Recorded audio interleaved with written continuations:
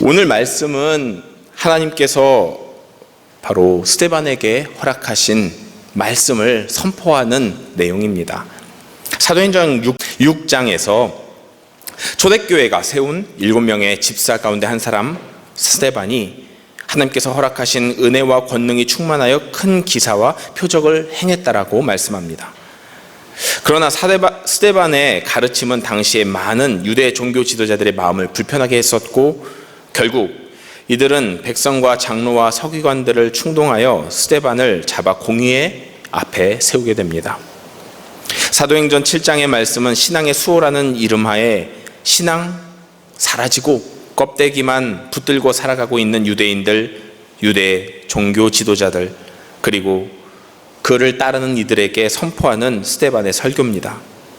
그 가운데 7장 20절부터 38절까지의 스데반의 설교의 말씀은 모세의 이야기를 다루고 있는데, 유대인들에게는 너무나 익숙하게 잘 알려진 이야기였습니다.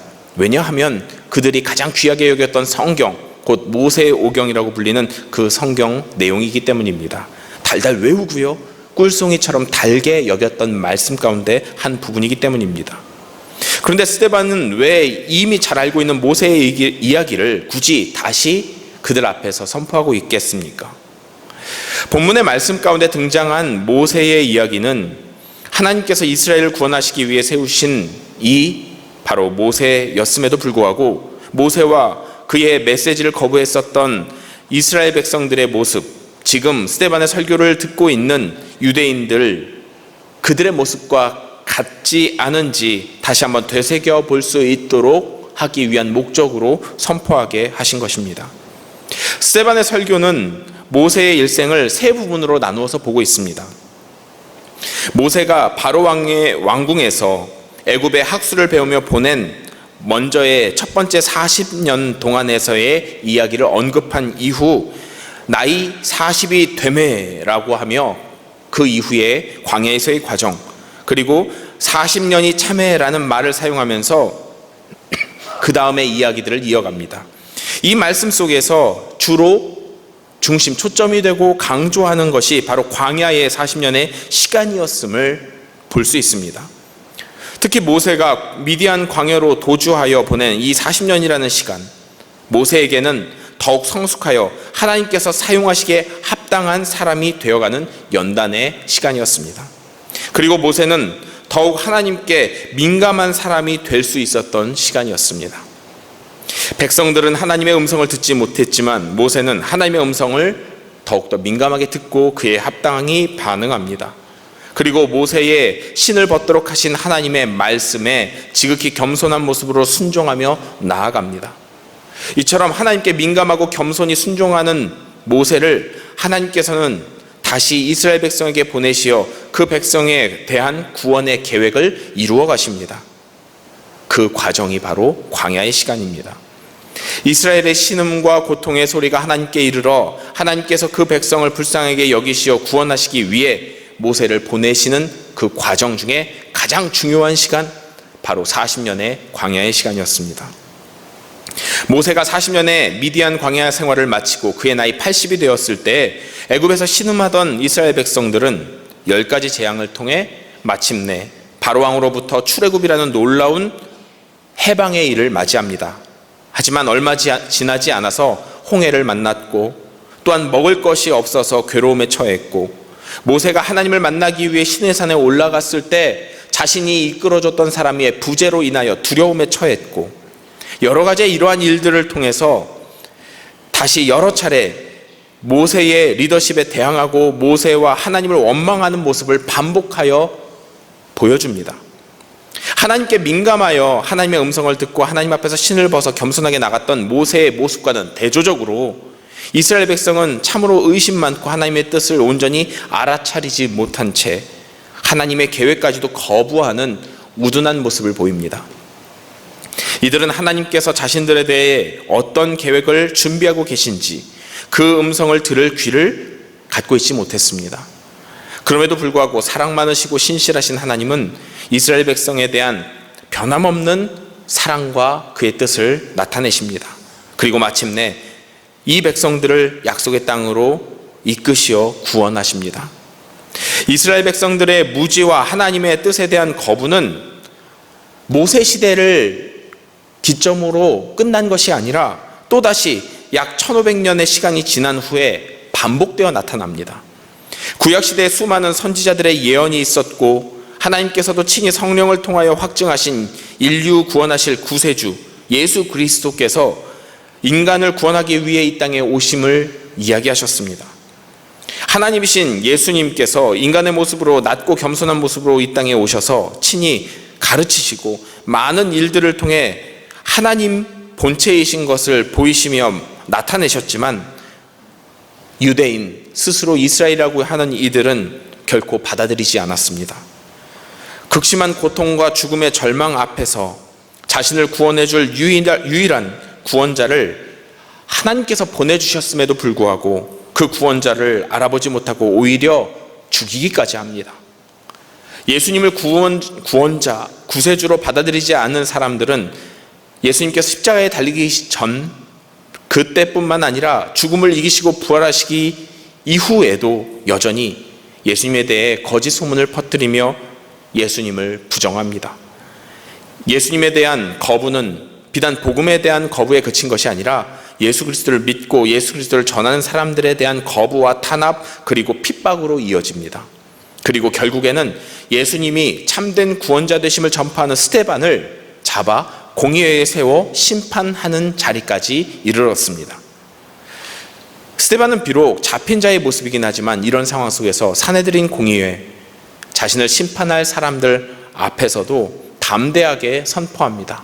특히 오늘 말씀에 나타난 바와 같이 모세의 이야기를 설교하고 있습니다.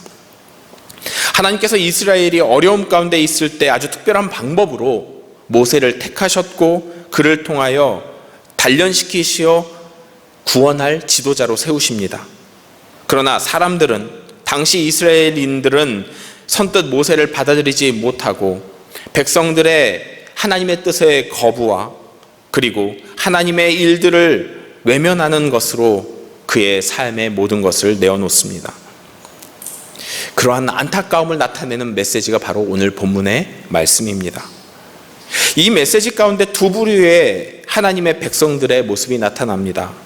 하나는 모세와 하나님의 음성을 듣고 쫓는 자, 그리고 반대로 또 다른 하나는 하나님의 음성을 듣지 못하고 외면한 이스라엘 백성입니다. 당연히 우리는 모세와 같은 사람이 되어야 할 것입니다. 모세 아시다시피요, 귀 쓰임 받은 일꾼으로서 당시의 이스라엘 민족뿐만 아니라 지금의 모든 믿는 사람들이 존경하고 또한 본받고 싶은 인생을 살아간 이입니다. 그런데 이와 같은 하나님께 귀 쓰임 받고 세상에 인정받을 만한 사람이 되려면 과연 어떻게 해야겠습니까? 오늘 말씀은 그 지혜를 전합니다. 오늘 말씀을 통하여 하나님께 귀 쓰임 받는 지혜 세 가지를 바라보고 우리의 삶의 기도의 제목으로 삼기를 원합니다. 첫째로, 우리의 것을 비우고 하나님의 것으로 사용하신다는 것입니다. 우리의 것을 비우고 하나님의 것으로 사용하신다는 것입니다. 본문 22절부터 29절에 보면 모세의 40세 때까지의 모습이 나타나 있습니다. 내용을 보면 모세는 한마디로 모든 것을 다 갖춘 완벽한 사람입니다. 그의 능력을 먼저 보면요, 22절 말씀입니다. 모세가 애굽 사람의 학수를 다 배워 그 말과 행사가 능하더라. 당시 세계 최강이라는 애굽, 이집트의 모든 학수를 다 배웠답니다. 수학, 건축학, 물리학, 심지어는 해부학, 인류의 역사적인 모든 것들을 다 갖춘 최고의 나라의 모든 학문을 다 배웠답니다. 어느 한 부분도 빠짐없이 모든 것을 다 배웠답니다. 어려서부터 왕궁에 들어가 당대의 최고 석학들에게 배웠을 것이고 그것을 또한 40세 때까지 끊임없이 배웠답니다. 세계 4대 문명의 발상지 중 하나인 이 애굽의 모든 지혜를 배웁니다. 그리고 이론으로서 그친 것이 아니라 그의 행할 수 있는 능력까지도 배웠습니다.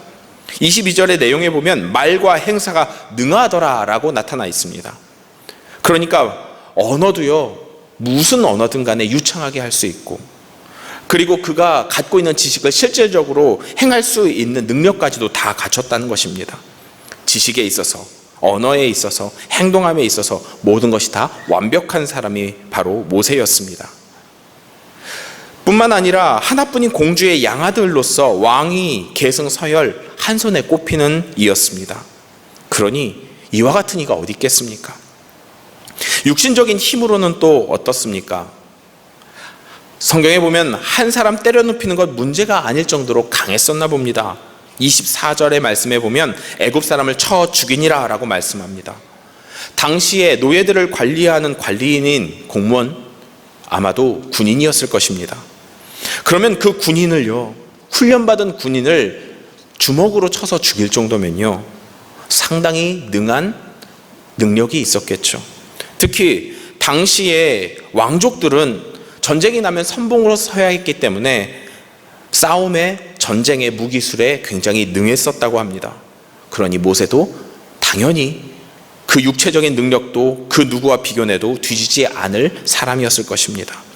권력은 또 어떻습니까? 애굽의 왕자입니다. 앞서 말씀드린 바와 같이 유력한 대권 주자입니다. 함부로 누구도 할 수 없는 위치입니다. 그 뒤에는 하나뿐인 바로왕의 딸인 공주가, 어머니가 있었습니다. 애굽의 공주가 전적으로 분명 지원했을 것이고 그렇게 그의 앞길 탄탄대로였을 것입니다. 외모는요, 오늘 본문 20절의 상반절 말씀에 보면 그때의 모세가 났는데 하나님 보시기에 아름다운지라 말씀합니다. 물론 하나님이 외모로 판단하시는 분은 아닙니다만 하나님 보시기에도 아름다웠다고 하고요.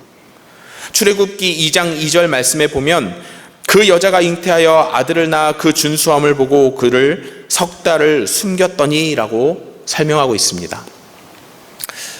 제가 40일 전쯤에 아들이 태어났는데 막 태어난 아들 분명 제 마음으로는 이쁜데요, 제 눈으로는 조금 다르더라고요. 막 태어난 아이가 정말 얼마나 아름다울까요? 예쁠까요? 그런데 모세는요, 태어날 때부터 정말 멋있었답니다. 엄마가 차마, 아니 엄마여서가 아니라 그 누구도 차마 아깝게 여기지 않을 수가 없을 정도로 그 용모가 뛰어났답니다. 뿐만 아니라 그의 인품을 보면요, 23절 말씀에 나이 40이 되매 그 형제 이스라엘 자손을 돌아볼 생각이 나더니 동족을 향한 사랑의 마음도 컸나 봅니다.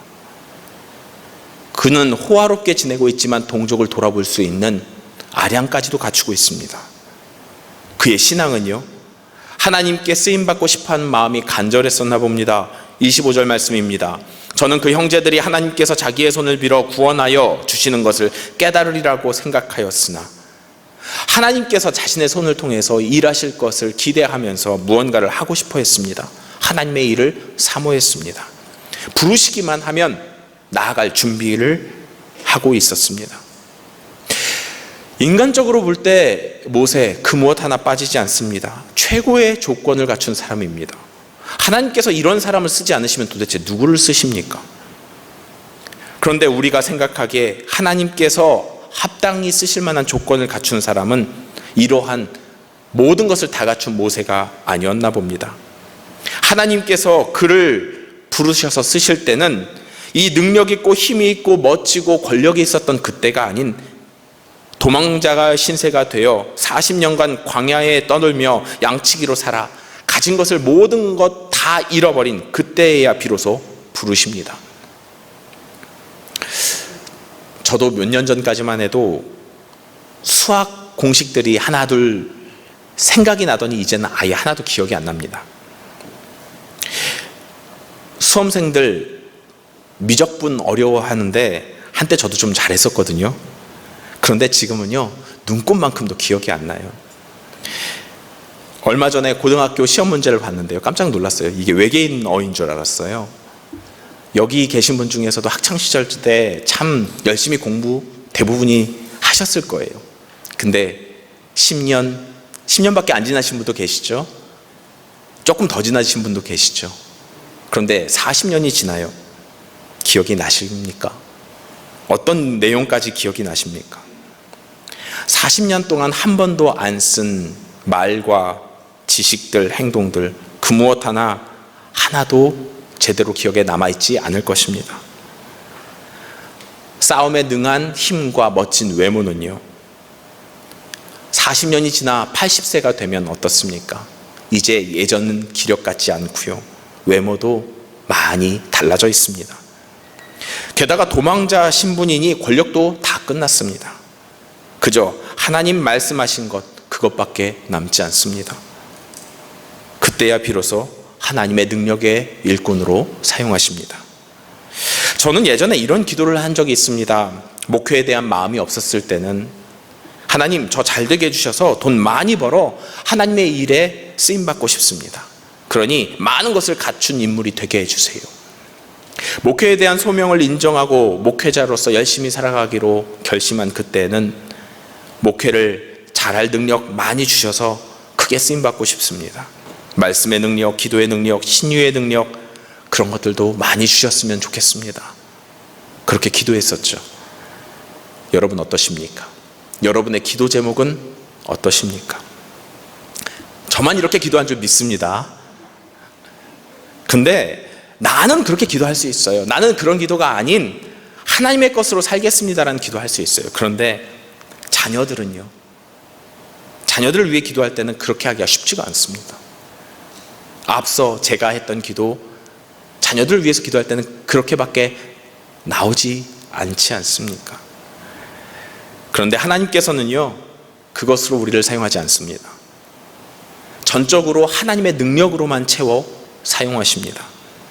성경의 어떤 위대한 인물도 자신이 가지고 있던 능력으로 쓰임받지 않습니다. 철저하게 비워 하나님의 능력으로, 하나님만 의지하며 하나님께서 하실 일들을 이루어갈 수 있도록 하십니다. 대표적인 인물이 바로 모세입니다. 그의 권력도 지혜와 지식도 기력과 심지어 자신이 갖고 있었던 자부심, 자존심마저도 모두 비우게 하시고 철저하게 하나님의 것으로 사용하십니다. 주님께서 이 백성을 위하여 오늘 나를, 우리를 보내신 줄 믿습니다. 이 땅을 위하여 우리를 보내신 줄 믿습니다. 그러면 우리가 무엇으로 그 일을 감당해야겠습니까? 마태복음 16장 24절 말씀입니다.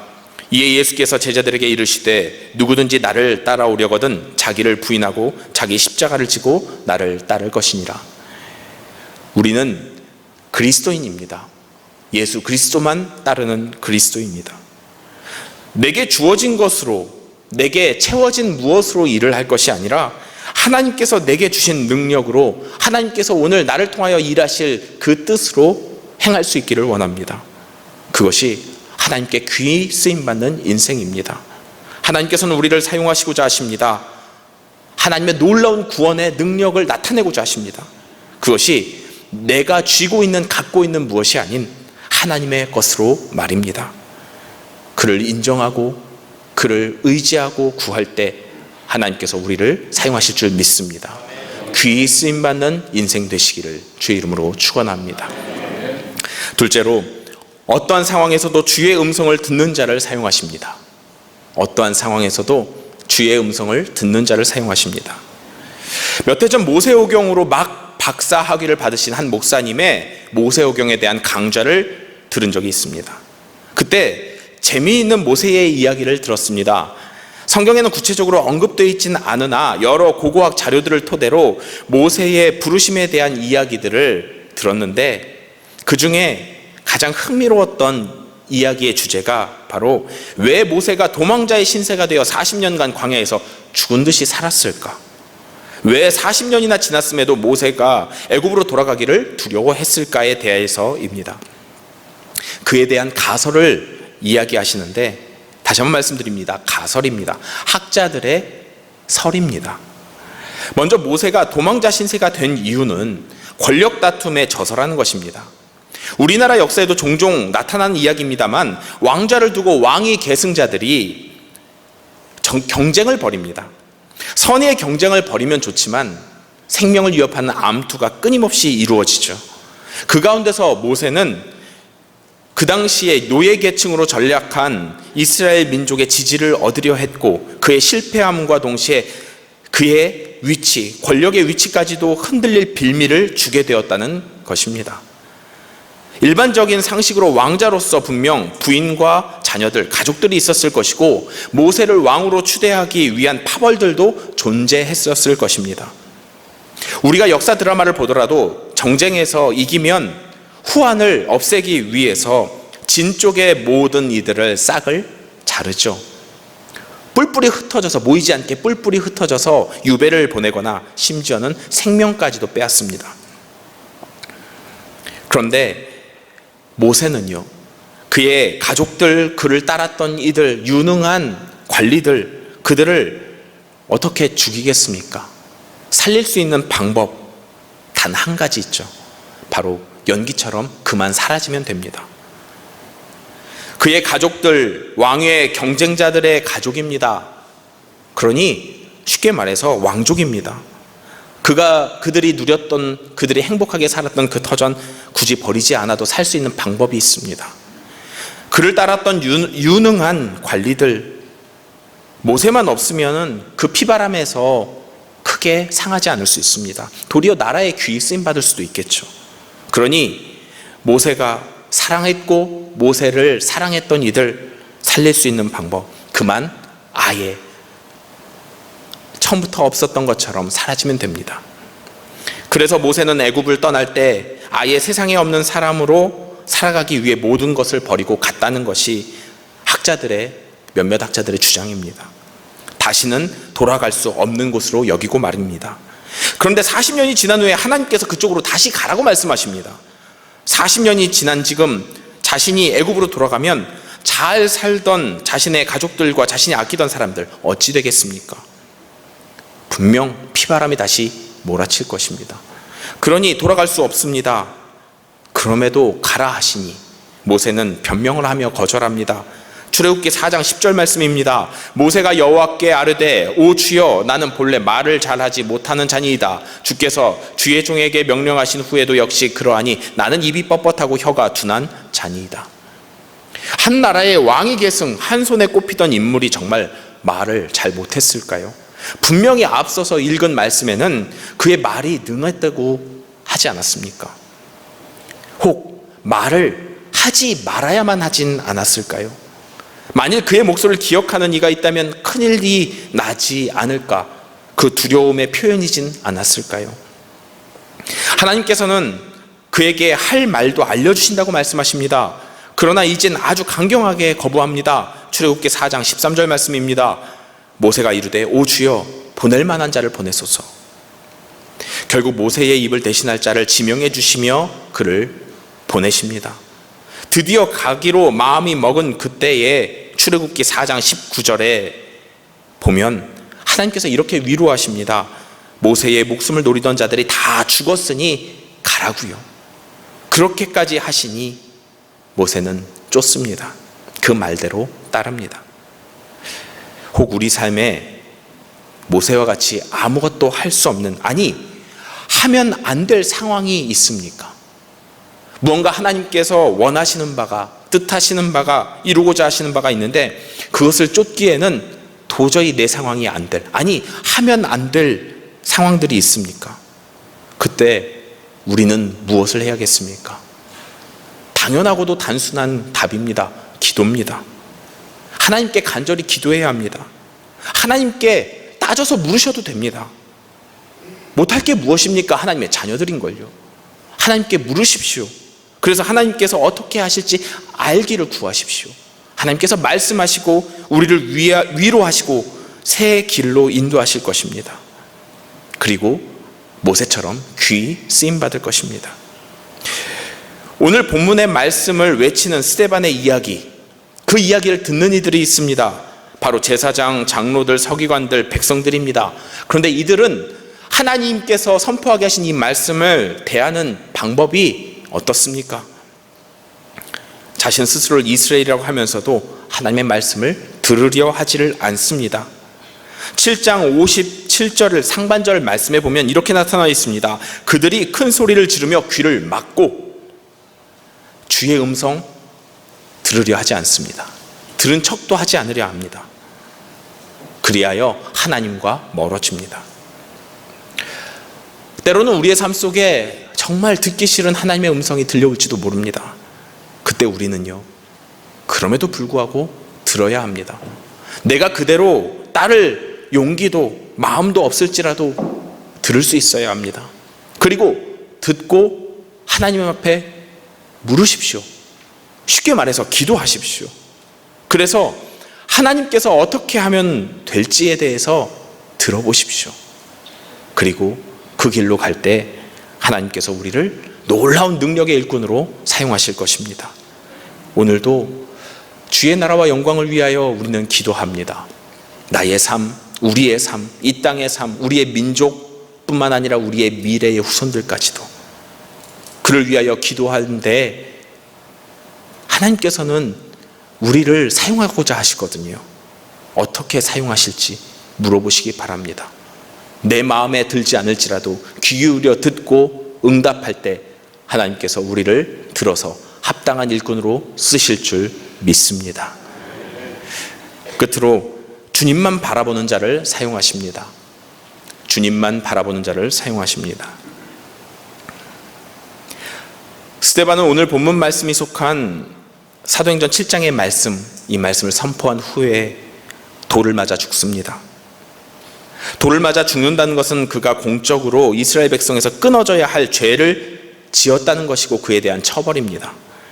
대표적인 예가 여호수아서 7장 24절에서 26절까지 나오는 여리고성을 점령한 후 전리품을 감춘 아간을 처벌하는 모습에서 볼 수 있습니다.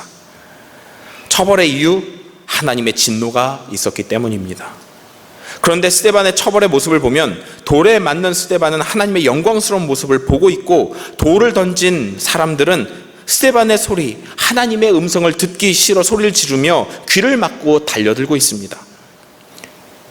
무언가 입장이 많이 바뀌었죠. 여기서 그들은 제사장과 장로와 서기관 그리고 회당에 있던 말 그대로 하나님 말씀 잘 알고 따른다고 스스로 자부하던 이들입니다. 스스로를 이스라엘이라고 칭하나 하나님의 음성은 전혀 들리지 않는 자리에 선 이들. 그러한 모습이 과거 모세 때도 있었습니다. 모세를 사용하시던 때 이스라엘 백성은 하나님이 보내신 모세를 철저하게 거부합니다. 그런 이들을 위해 오늘 본문 34절에서 내 백성이 애굽에서 괴로움을 받음을 내가 확실히 보고 그 탄식하는 소리를 듣고 그들을 구원하려고 내려왔노니 라고 말씀합니다. 자기를 외면한 백성을 구원하시려 하나님의 사람을 보내신 우리의 주님, 출애굽 시대에 모세를 보내셨고 초대교회 시대에 스데반을 비롯한 많은 그리스도인들을 보내셨고 오늘은 이 시간 이곳에는 바로 우리를 보내고자 하십니다. 스데반이 이 외침에 죽음까지는 아니라도 어려움을 겪을 것이라는 걸 과연 몰랐을까요? 또 죽음 앞에서는 이미 하나님을 떠난 이들 앞에서 왜 가만히 돈을 맞고 있습니까? 앞장에서 나타난 바와 같이 스데반의 그 놀라운 설교의 말씀을 듣고 쫓는 이들, 기적을 보고 따르는 이들이 많이 있었을 텐데 왜 그들을 모두 다 물리치고 배제하고 혼자서 그 앞에 서서 그 돌을 맞고 있습니까? 우리는 잊지 말아야 합니다. 하나님의 영광을 보는 것이 세상의 금옷보다도 귀함을 말입니다. 심지어는 내 생명보다도 귀함을 말입니다. 우리가 복음을 선포해야 할 사람들, 그러한 사람들임을, 곧 스데반과 같은 사람임을 기억해야 합니다. 하나님께서 믿는 자들에게, 하나님의 복음을 선포하는 자들에게 모든 것을 다 좋은 것으로 베푸시는 은혜를 주시면 좋겠지만 사실 세상은 그렇지가 않습니다. 오늘 말씀에서처럼 돌을 던지는 이들이 오늘날 이 땅에도 우리에게도 있지 않습니까? 하나님의 은혜의 말씀 복음을 선포하면요, 돌까지는 아니더라도요, 손가락질하며 침뱉고 외면하며 요즘은 경찰에 신고하죠. 그러한 괴로움을 당하는 것이 어찌 보면 당연할지도 모릅니다. 그러나 주님만 바라보며 주님만 따르기를 원하는 자들은 그래도 행해야 합니다. 담대하게 복음을 선포해야 합니다. 오늘날 우리에게 주어진 환경이 이와 같지 않습니까? 무엇 때문에 더욱더 복음 선포하기 어려운 이 시대를 살아가는 우리들이 정말 주님만 바라보는 그리스도인이라고 자부할 수 있는 유일한 방법은요, 그 모든 환경을 보는 것이 아닌 주님만 바라보는 것입니다.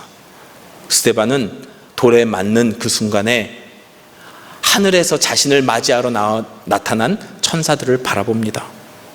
그 영광스러운 자리에 이끌려가는 은혜를 누립니다. 우리는 천국 백성이라고 이야기합니다. 그렇다면 우리가 정말 바라고 구해야 될 것이 무엇이겠습니까? 저 천국에 하나님의 영광에 함께 참여하는 것 아니겠습니까? 그런데 그것을 바라보는 것이 아닌 내 옆과 내 뒤와 또 다른 상황과 환경을 바라보고 있다면 우리는 주님의 일에, 주님의 놀라운 능력에 쓰임받지 못할지도 모르겠습니다. 처음부터 그러한 능력의 사람은 되지 못할지나 우리는 오늘도 그러한 사람이 되기 위하여 기도해야 합니다. 더욱더 힘써서 주님의 일꾼으로 설 수 있도록 그 사명과 소명을 다시 한번 되새기고 감내할 수 있도록 기도해야 합니다. 주님께 구하시기 바랍니다. 그래서 이 땅을 변화시키고 이 땅을 주의 것으로 온전히 이끌어갈 수 있는 능력의 일꾼 한 사람 한 사람 되시기를 바랍니다. 우리를 부르신 주의 일꾼으로 오늘도 서서 주님의 영광을 노래하는 우리 광림남교회 모든 성도님들 되시기를 주의 이름으로 축원합니다. 기도하겠습니다. 주님, 죄송합니다. 주의 뜻을 안다고 말하나 주님의 말씀을 듣는다고 이야기하나 진정 주님만 바라보며 살아가지 못하는 우리들, 이 연약함을 용서하여 주옵소서. 나의 연약함과 나의 죄악됨으로 인하여 그것에 사로잡혀 주님을 바라보지 못하고 온전히 따르지 못하는 연약함을 용서하여 주옵소서. 그러나 주님, 그럼에도 불구하고 이 모든 것을 이길 수 있는 위로와 소망을, 새 힘을 주시니 감사합니다. 그 감사함으로 오늘도 예배하며 고백하며 주님의 뜻을 이루어갈 수 있는 일꾼으로 설 수 있기를 원하오니 연약한 우리의 믿음 세워주시고 그 믿음으로 세상을 변화시킬 수 있는 능력의 일꾼이 되도록 축복하여 주옵소서. 오늘도 나아가는 우리의 발걸음을 통하여 주님의 놀라운 구원의 역사, 저 천국을 맛보는 은혜를 누리기를 간절히 원하오며 예수 그리스도 이름으로 기도합니다. 아멘.